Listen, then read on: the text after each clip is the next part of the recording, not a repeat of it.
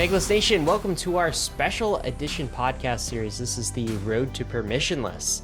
We're talking to some of the biggest companies that are going to the Permissionless conference. David, for people who don't know what Permissionless is, they are out there. What is Permissionless? Can you tell them? Oh, Permissionless is the cultural event of the year, Ryan. You and I have worked tirelessly curating the best conference content I think I've seen ever in a conference. And Ryan, I've been to a lot of conferences. Yeah, I know you have. There's three tracks. There's the DeFi track, there's the metaverse track, and there's the institutional track. Populated by some of the best names in crypto. We got Stani who's coming in. We got Ryan and I are going to meet for the first time. Mariano Conti's coming, Kevin Owocki, Josh Rosenthal from the Crypto Renaissance podcast episode. He's going to be there. We've got Evan McMullen from Disco. We got people from the Boys Club. I could go on, but it's some of my favorite people all in crypto who are have the best speaking skills, and I think it's going to be some real good content out there. And can't wait for that to be in just about a week from now. So that could just roll on up over here pretty damn soon. Yes, and there are some data analytics panels as well. One of which I think Nansen is going to be speaking on. That is the guest we have today. We have Alex, who is the CEO of Nansen. They've grown since starting COVID to a 120-person company, which is absolutely amazing. Large. And the way they've done it is by analyzing on-chain data and creating a user interface and an app that produces alpha for people. We actually get a chance to see that app demo today, and I haven't been through a full demo. It's pretty eye-opening for me. I know a whole bunch of people on the Bankless team are like down deep into Nansen. I haven't yet had the pleasure, so this was one of my first experiences with it, and it's blowing me away, man. This the capabilities of it and how much you can glean into the on-chain data that's available. So we are having that conversation with Alex today on the Road to Permissionless. Of course, there still might be some conference tickets for you to go to Permissionless.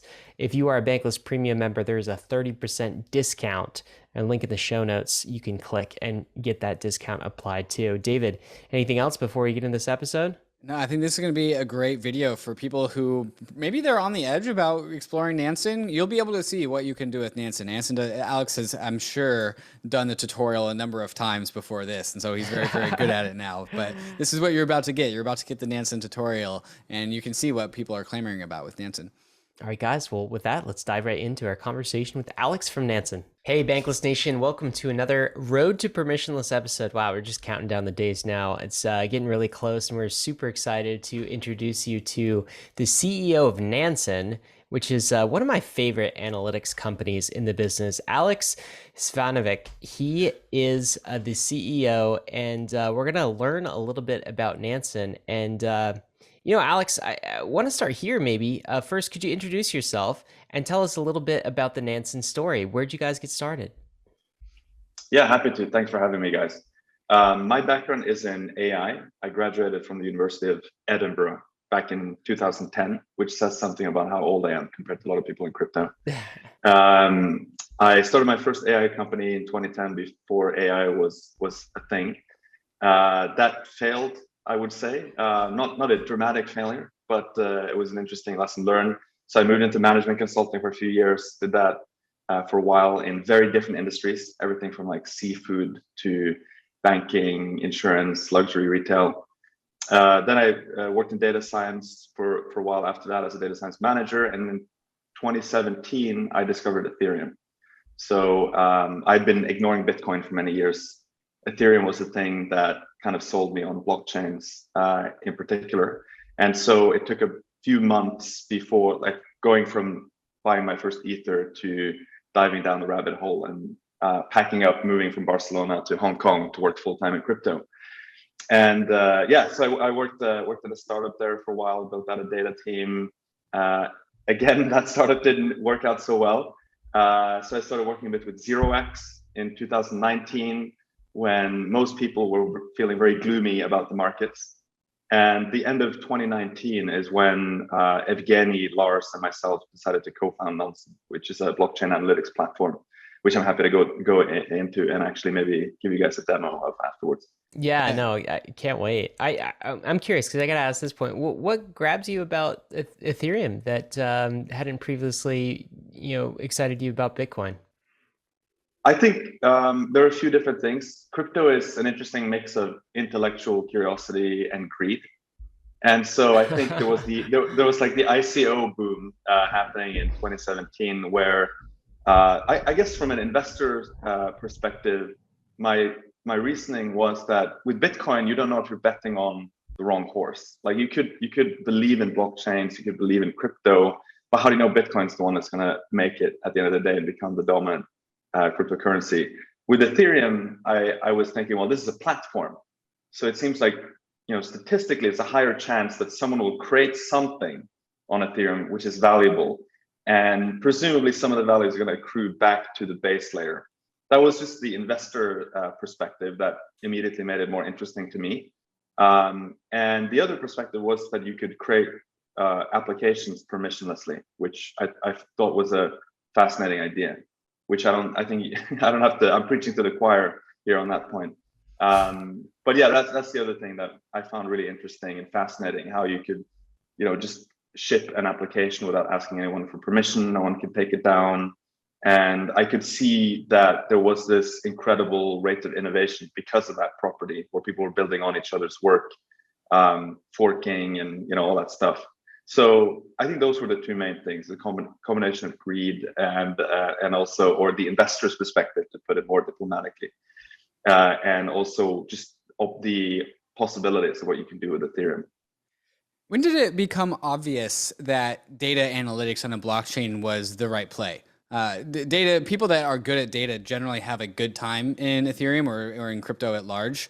But when you got in during 2017, 2018, the sophistication of on-chain activity just was not as crazy as it is today, with on-chain liquidity, DEXs, Uniswap wasn't even a thing.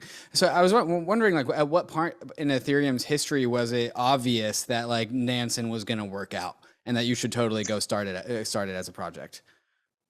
Yeah, so I think that's maybe the third point that attracted me to the blockchain space in particular, that there was just so much data available. And it was a nice mix of a lot of data that you could access, but very few mature analytics applications or platforms at the time.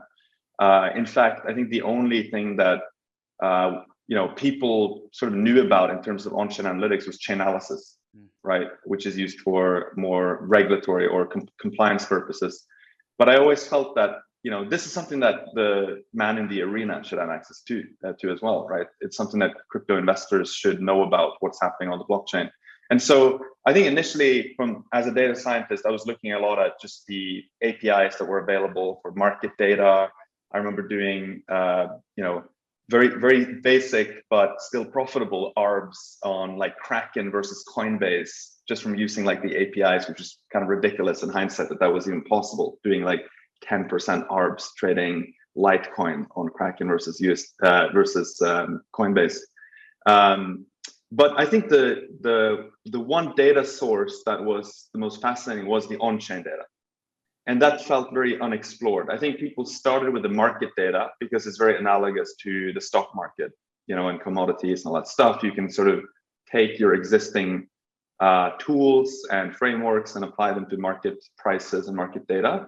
But on-chain data was this kind of new thing that people were very fascinated by. And this is something I learned after I started working in crypto.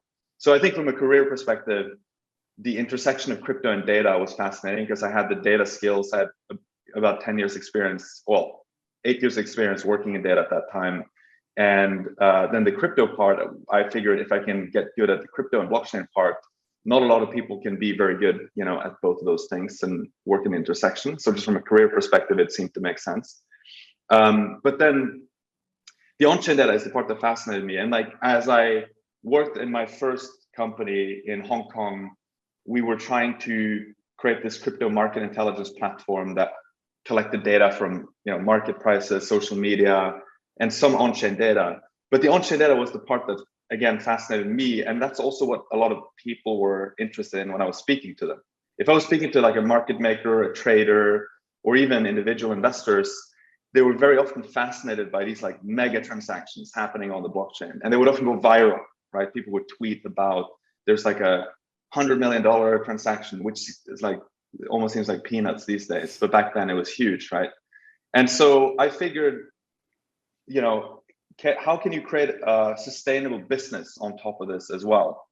And the thing that sort of finally clicked for me was that I think you do need to have some degree of proprietary data combined with the open public data. And so that's kind of how Nansen was born, with that insight that why don't we create a real world contextual layer on top of the on-chain data and just 10x the utility of the on-chain data itself. Because if you see the $100 million that, you know, an unknown entity sent to another unknown entity, that's less of a story than if you see Alameda sending it to Binance, for example, right? So that I think was the impetus for creating Nansen. And at the end of the day, it's something that people wanted. And we started small, and there was a lot of interest very early on, which allowed us to kind of just double down as people were happy to use our product and to also pay to use it, to be honest. One of the cool things about crypto is that it makes data analysis out of all of us. I mean, even just exploring Etherscan and following tracks and seeing behavior there is a little bit of data analysis, no matter what. But before we go exploring even more into Nansen and what it can really do, who is Nansen for? Is it for experts who need deep analytical tools, or is it for casuals like me who just want to explore what people are up to with a particular NFT? Like, what is the average client base that Nansen is building for? A lot of people assume we built for the institutional base, but I would say our sweet spot would be people like you guys, people who have been in the space for a few years. You have a sizable crypto portfolio to the point where it makes sense to actually spend a bit of money on better tools to, you know, sort of level up your own investing or trading. And so I would say something like 95% of our customers are basically people like us here in this call. So they're more sophisticated than the average. I mean, we could debate whether the two of us are more sophisticated than the average, but they're they're not the people who bought Ether on Coinbase first time last week, right? That's not our core audience right now. So I think of it as kind of three main segments. There's that kind of individual sort of power user and power investor, if you will, but still an individual investor that manages at least maybe $100,000 worth of crypto. And then over time, I hope that Nansen will expand out into two directions. And we have started doing this. One is into the kind of longer tail of retail investors, so that we can make Nansen more accessible to more people. That's a common complaint that we get, that it's expensive and so on. We want to make it more accessible in different ways to more people over time.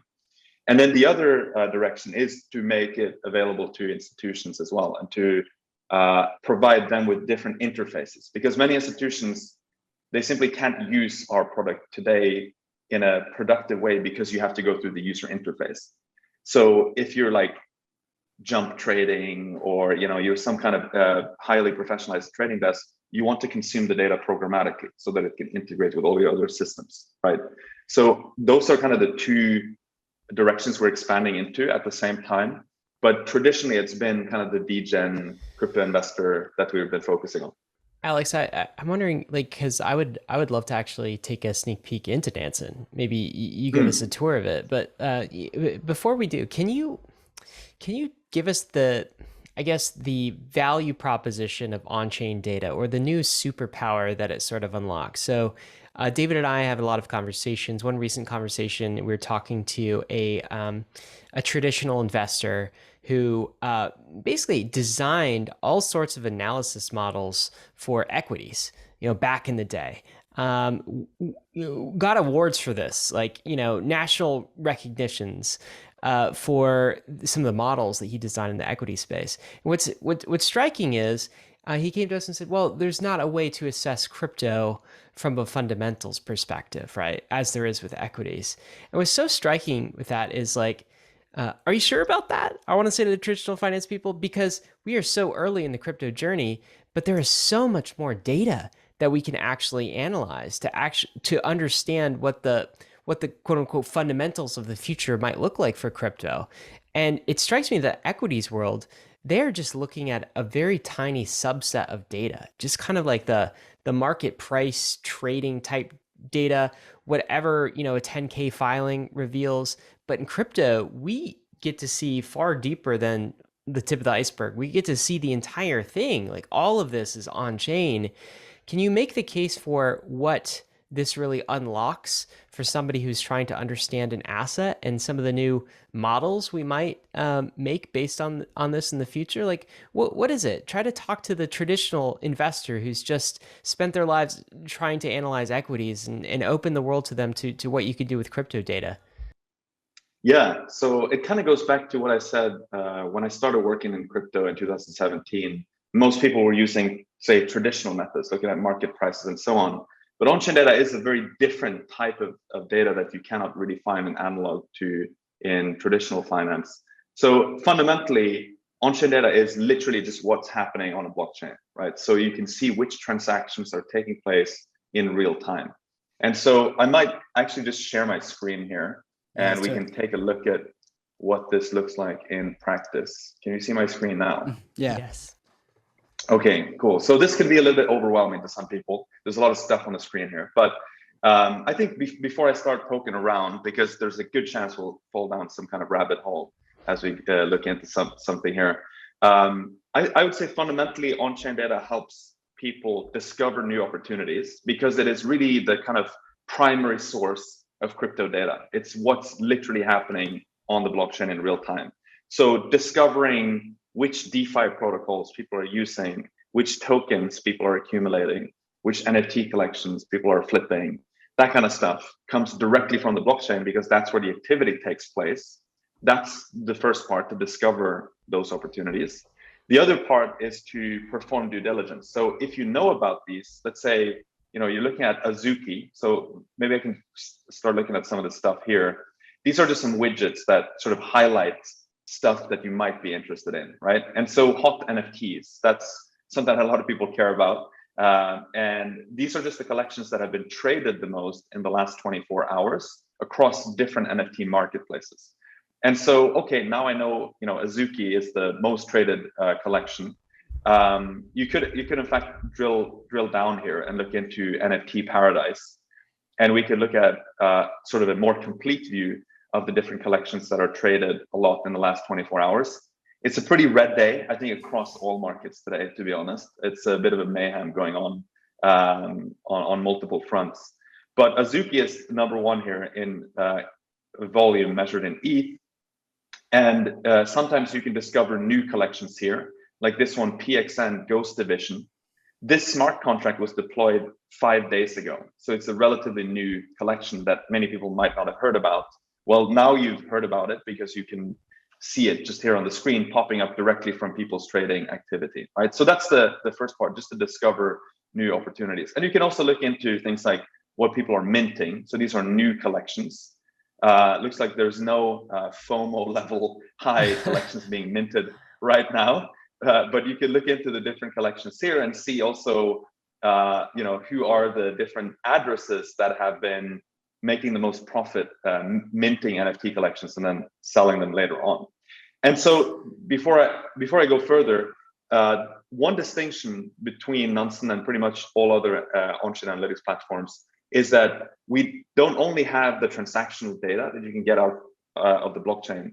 We also have more than 120 million addresses labeled up in different ways, which gives you this understanding of which wallets are actually making money flipping NFTs. And maybe you should follow that. Maybe you should set up a smart alert, which will give you a notification every time this address does something, which you can tailor as you want, right? And so this is kind of how I view on-chain data. It just gives you kind of an X-ray vision on blockchains, and you can keep drilling down, right? If you look at Azuki, what's actually going on there? There's a lot of volume, it looks like, on that. So I want to figure out what's actually happening with the price action.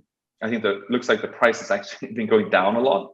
I saw on Twitter that one of the founders, people found out that they've been involved with a few other NFT collections that effectively did not succeed. But you can actually see here, how did the market react to that at a very granular level, right? These are individual trades of Azukis happening in the last few days. And you can see a lot of people, it looks like, started selling around May 10th, 12th, and the price has been going down, right? So there's one high purchase up here at 61 ETH, and we can click into this. I'll just leave that for afterwards, but we can look at what that 61 ETH purchase actually was. But we see smart NFT buyers. So these are NFT buyers that typically have made money, investing in NFTs. It looks like a lot of smart NFT buyers were actually scooping up these, because these are showing the buyers, right? So they were scooping these ones up, while others were dumping them at a relatively low price compared to where it used to be. By the way, this is actually a spirit. It looks like spirit Azuki. So we don't have to go far down the rabbit hole on Azukis, but this kind of stuff just immediately, right? We started at the top here. We spotted Azuki, and you can go all the way down and figure out that, hey, this spirit Azuki was traded at 61 Ether recently, and also that some smart money are buying the dip, let's say, on Azuki. No investment advice here. Do your own research. But this is kind of an example of what you can see. And this is not, you don't just do this with NFTs, right? You can do this with tokens as well. And there was one, I don't know how far we want to go down that rabbit hole, but I can show you something I was looking at just last night. I think we're on the same page here. This is data I want to look at. Yeah, so it's pretty interesting with what's happening with Terra USD, right, or UST right now. I think in real time the peg is kind of all over the place. And one thing that I wanted to look into was just these curved pools, where people are trading effectively one stable coin for another, and you can provide liquidity for them, right? And so this chart is showing the balance of UST and also the price of UST. And you can see the price has suffered a pretty brutal drawdown, way off the peg at this point. And you can also see how, to some extent, how certain entities have been interacting with this pool. Like how much of the funds have been coming in from actually via other platforms too, like 1inch, other curve pools, Paraswap, which is an aggregator, but then also certain market makers like Wintermute. You see funds like Block Tower and so on. And you can see like the largest transactions happening. Most of these are like above $1 million, because we filtered out the largest ones here. And you can see just certain elite Uniswap V3 liquidity providers basically dumping. This is wrapped UST, so it's wrapped Terra USD into this pool. Anyway, so yeah, there's a lot of rabbit holes you can go down, but it helps you understand what's actually happening on the blockchain instead of just seeing what people are talking about on Twitter. So I think you need both perspectives to succeed in crypto. You need kind of the social network and people's expertise, and to be honest, some of the panic and euphoria as well. But you need to understand what people are actually doing on chain, and that's what on-chain data can help you with.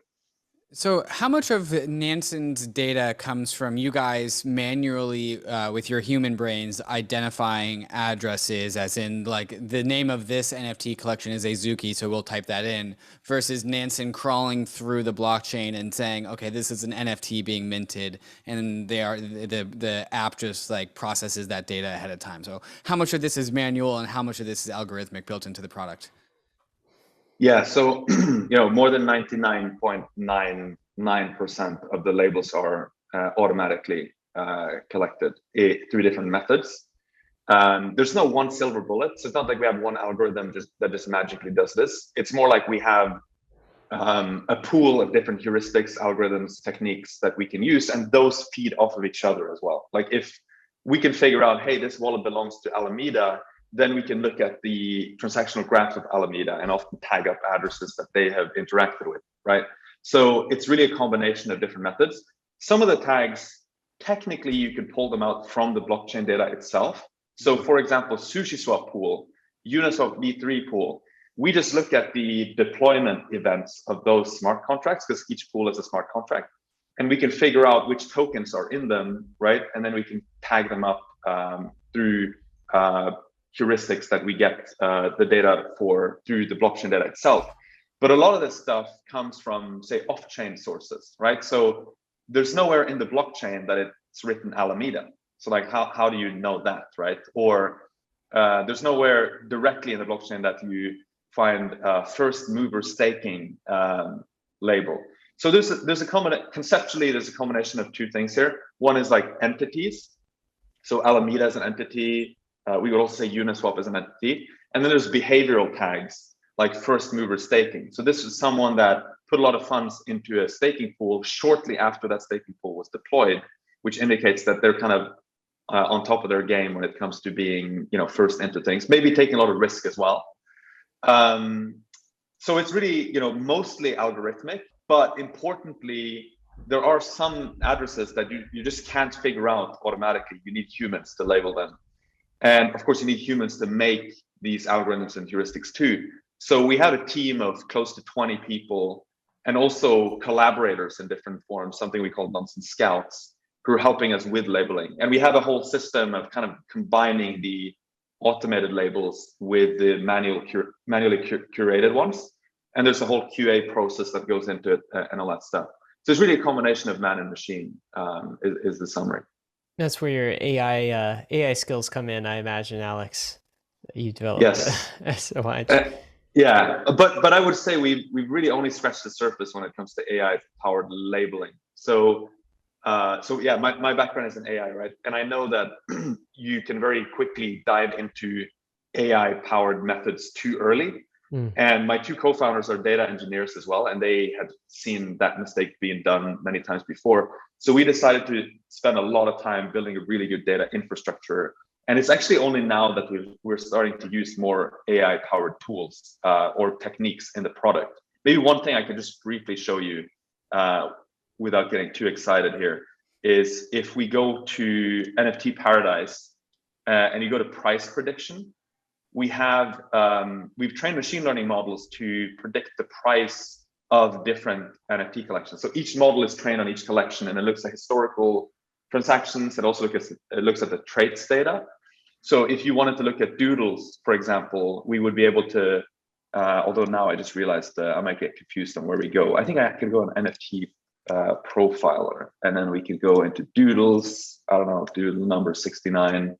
And this gives you kind of an overview of the doodle itself and like the trading history, but you also have this price prediction tab, which breaks down like the estimated price that the model thinks this is worth. And also it highlights what are the traits that are most impactful in making that appraisal. And so 60% of this appraisal comes effectively from the fact that it has a blue nerd here. And you can see how the price of this has evolved, and the green price here is the floor price, so the blue price is for this individual NFT. And this is like powered by machine learning. We don't have like a team of manual appraisers in the back end. This is all like machine learning powered, AI powered. This stuff is so cool. I feel sorry for people with their Bloomberg terminals.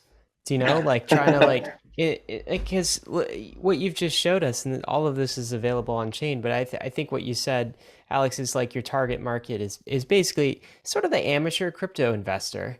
And I can already see like about 100 things you can do with this data in something like Nansen that you can't do in the traditional world, in the traditional finance world. That's right. Like, imagine being able to follow all of the Warren Buffetts, all of the top investors, and see the moment they purchase something, what they're actually buying. Imagine being able to cohort them and seeing like what actions they're taking.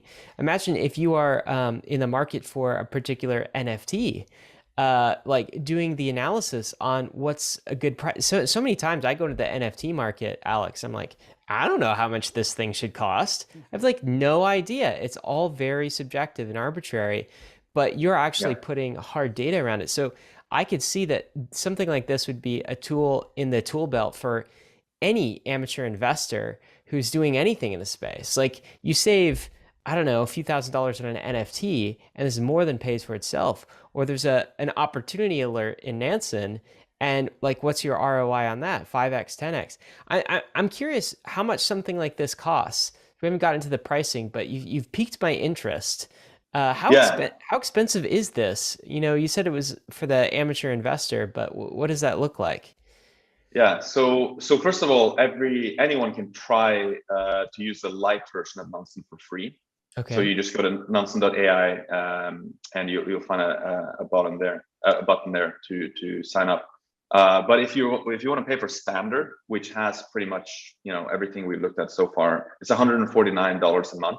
So some people look at that as expensive. I think that their baseline is like Netflix, which is a consumption item, right? But this is like an investment, Sure. something that should help you with investments.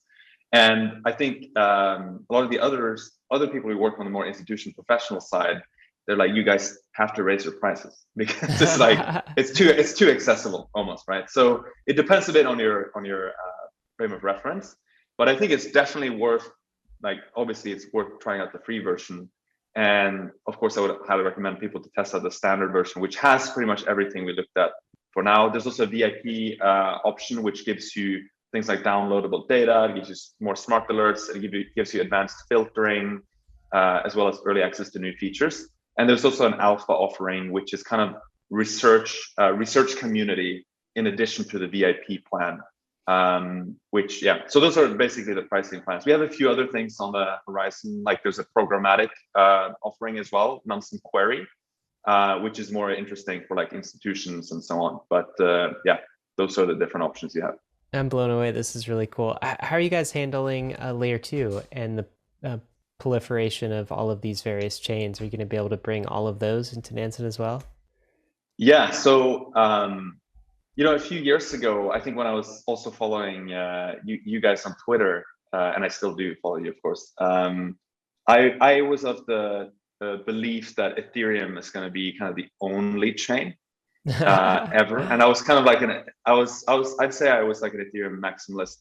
I think I've changed my view in the last few years, where I think that there's room for different chains for different use cases that make different trade-offs. And so initially with Nansen, we were 100% focused on Ethereum.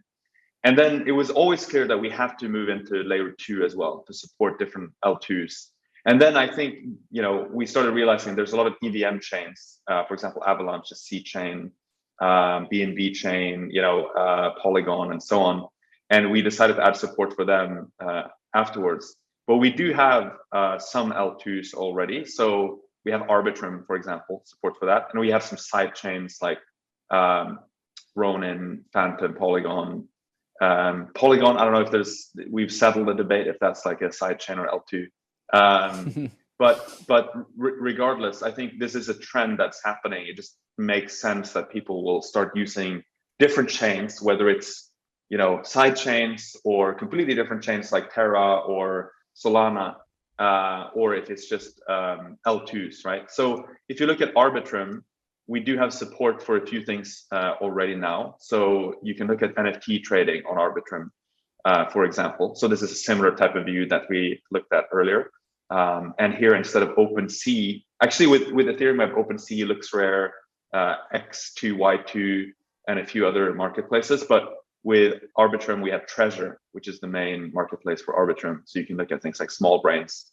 And you also have things like, token God mode. If you wanted to understand, like, hey, what are people using, or what are they doing with their USD coins? Or what are they farming on Arbitrum? You could look into that and see where all these like USDC, all these USDCs on Arbitrum are actually sitting. So the top balances looks like Stargate, USDC LP token is the primary destination of USDC on Arbitrum.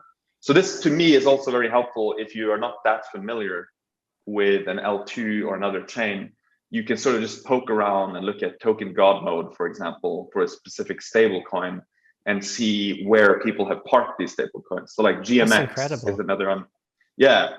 So token God mode basically means like everywhere USD is, you're seeing that in one kind of dashboard. Everywhere USD is on Arbitrum, you get to see all of the like supply sinks for it. Pretty much. And so you can see the top balances here. And so like 70% of all the USDC on Arbitrum is sitting in Stargate. Wow. 12% is sitting in GMX, right? 4.2% in Curve. And then you can see balance changes. In the last week, where do you see the largest changes? So I can sort this. And this one is like an unknown one, which we, if you wanted to, we could drill down on that. Like, we don't have to go too deep. But but you can right click on stuff and you can create smart alerts and drill deeper. You can also see bridges, right? Like multi-chain, any USDC. And so, let's open that because it's kind of cool. Evo DeFi, I'm not sure what that is, maybe some project. And then another thing you can see here is you can look at multi-chain, different multi-chain dashboards. So another perspective, which is a bit more sort of bird's eye view, is just what kind of applications are people using on Arbitrum, right? So USDC is actually one of the entities that you see a lot of activity around. Treasure, which is the NFT marketplace, is actually the second most active smart contract. If we just look at how many events it emits after Wrapped Ether. GMX is another big one that we saw already in USDC. SushiSwap is big. So it's a good way to kind of just navigate the world. And like, that's one of the value propositions, I think, where Nansen becomes more useful in a multi-chain, multi-layered world, because it's going to be harder and harder to keep an overview of all this stuff. And I think the way we want to take, the direction we want to take Nansen is to effectively build the information super app of Web3. And so if you can have good coverage of the different L2s, the different chains that people use, it's going to be a lot easier to understand flow of funds, what people are doing, if you have all that stuff in one place. If you have to jump between like 20 different information providers for 20 different L2s or chains, I think that becomes really hard. It's a healthy thing to have alternatives, of course, but I also think that people want to have a unified view to understand the flow of funds between different chains, between different layers.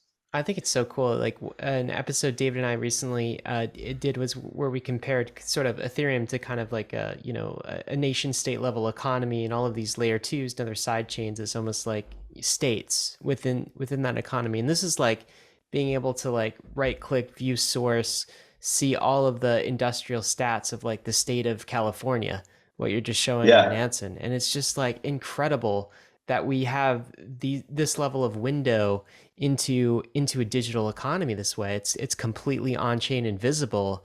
And the way you've laid it out, it's very easy to get the high level of, okay, what are the major commercial industries in this economy? What's actually fueling it? What are the successful applications at this point in time?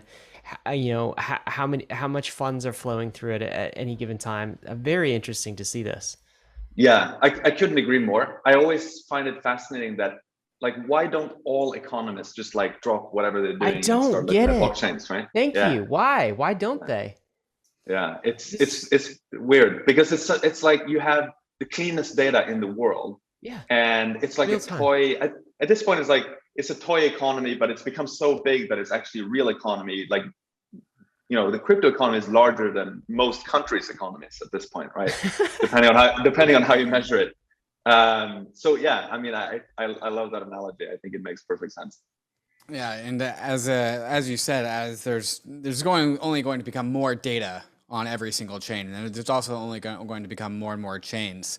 And so as our ecosystem improves and actually can do cooler stuff, I would imagine so can Nansen interpret data better and provide more and more useful information. So eventually we'll just be able to have a single front page for just global commerce, which will be pretty damn cool.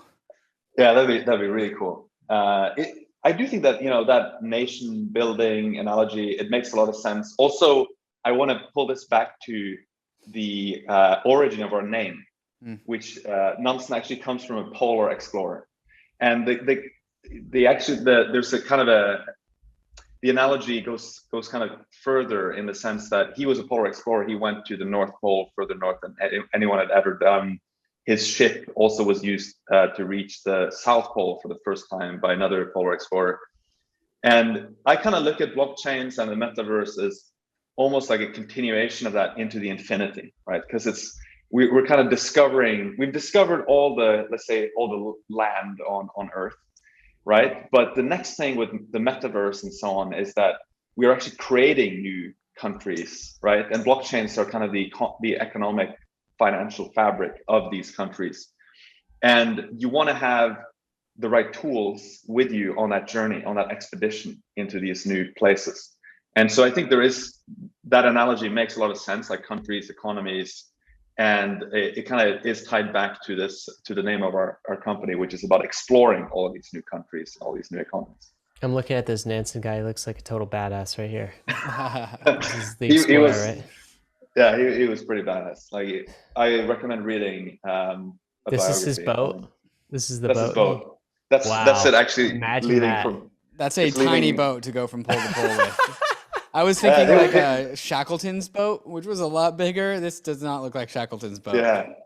Oh, so I mean, without geeking out too much on this stuff, his theory was basically that we can take this ship and build it in a very special way so that it's so robust that it can get encapsulated into the ice, and the ice will carry us over the North Pole over multiple years. So he convinced 12 guys to come with him on this journey, and it actually worked, but they drifted a bit off course.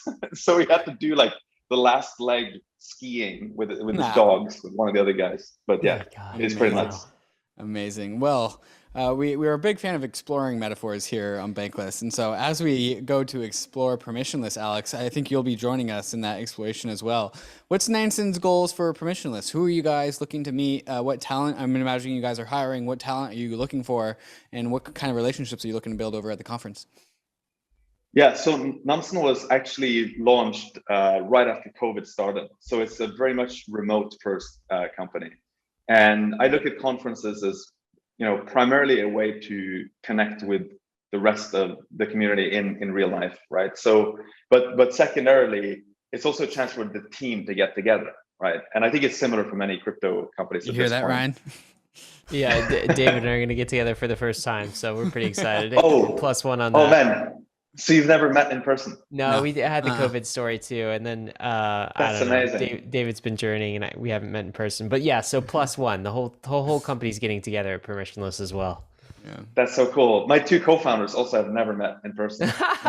See, not just me, David. So that's actually a huge reason, like why we travel there, but also just meeting with like users of Nansen. I think it's always really fun going to conferences. Sometimes people recognize me and they'll be like, dude, I made so much money flipping NFTs using Nansen. And it's kind of hilarious. It's hilarious every time. And then, we are hiring actively. We will cross 120 people very soon. So it's becoming like a decently sized organization, which means we can do more fun stuff together. And yeah, we're hiring like engineers, analysts, pretty much all over the space. I would say engineers and analysts are the two prioritized roles that we're hiring for. Yeah, what's that like? Are those hard roles to fill? I would imagine those are scarce resources these days. Oh yeah, absolutely. I think in particular, engineers is very, very hard. Like there are just so many companies that have raised a ton of money. Right. And I think the only way you can really compete is not the only way. There are a few ways you can compete as an employer, let's say, or a workplace. Number one is just really focus on creating a really good workplace. And we explicitly have as one of our 3 company goals to create the number 1 workplace in crypto. So that's something we take very, very seriously. The other thing you can do is, of course, to just one unique thing about Nansen is if you're interested in crypto data, like having all this data at your fingertips is really fun. So if you're like a data engineer or you have a data science background, or if you're a software engineer who is excited about data, it's just really, really fun to just get the chance to build these prototypes for things internally. So yeah, it is very, very competitive, but I do think that, there are different ways we can be creative about trying to attract the right people.